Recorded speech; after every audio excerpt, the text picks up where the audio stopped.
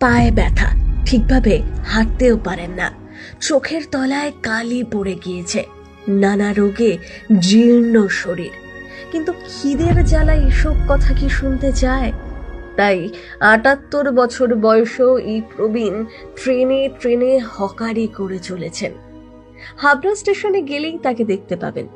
দুঃখগুলো যেন মনের মধ্যেই কুমড়ে মরে, তার চোখের জল কেউ দেখতে পায় না।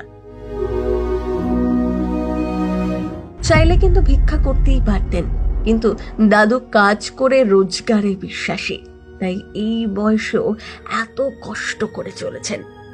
10 টাকায় একটা চিটবাদাম বিক্রি করেন, কোনোদিন বিক্রি হয়, কোনোদিন তাও হয় না। খাবার জোগাতে সেদিন যেন হিমশিম খেতে হয়। রোজকার পথে এই দাদুকে তো দেখেন কত নিত্যযাত্রী, কিন্তু কেউ এগিয়ে আসে না। ব্যস্ত জীবনে অত সময় কোথায়? কিন্তু এখনো কিছু মানুষ আছেন যারা অন্যের জন্য ভাবেন, অসহায় সাহায্য করেন। তাই যেন হঠাৎ একদিন মিরাকেল হয়ে গেল।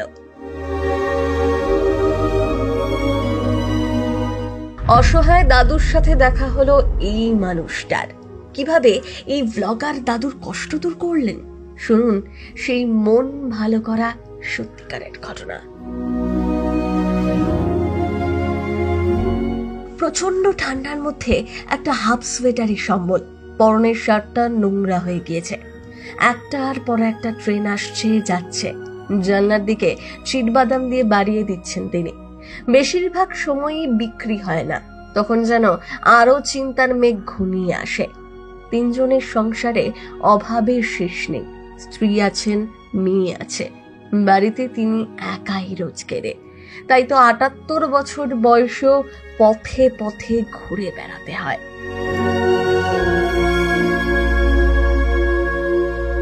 এই দাদুকে আচমকাই হাবড়া স্টেশনে দেখেন ফালতু ফুড ব্লগার। অন্যান্যদের থেকে এই দাদুকে সবার থেকে আলাদা লেগেছে তার। বাদাম নিয়ে ঘুরলেও বিক্রি নেই, তখন এই ব্লগারই দাদুকে ডেকে এনে বসান, তার পরিস্থিতির কথা শোনেন মন দিয়ে। দাদুকে কিছুটা সাহায্যের জন্য তার ব্যাগে থাকা সব চিটবাদাম কিনে নেন। এই ফুড ব্লগার কিন্তু শুধু টাকা দিয়ে সাহায্য করতে পারতেন, কিন্তু দাদু তা নিতে নারাজ। টাকার বদলে বাদাম নিতেই হবে।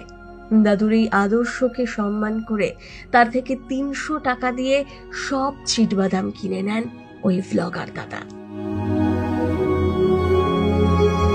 এই ভিডিও পোস্ট করার পর এই ফালতু ফুড ব্লগারকে শুনতে হয়েছে অনেক কথা, কিন্তু বেশিরভাগই তার প্রশংসায় ভরিয়ে দিচ্ছেন। এই ব্লগার চান আশপাশের মানুষ যেন এই অসহায়দের সাহায্যে এগিয়ে আসে।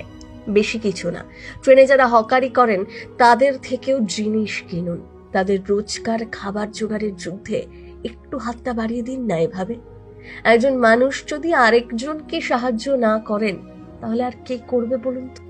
প্রথম বাংলা ব্যুরো।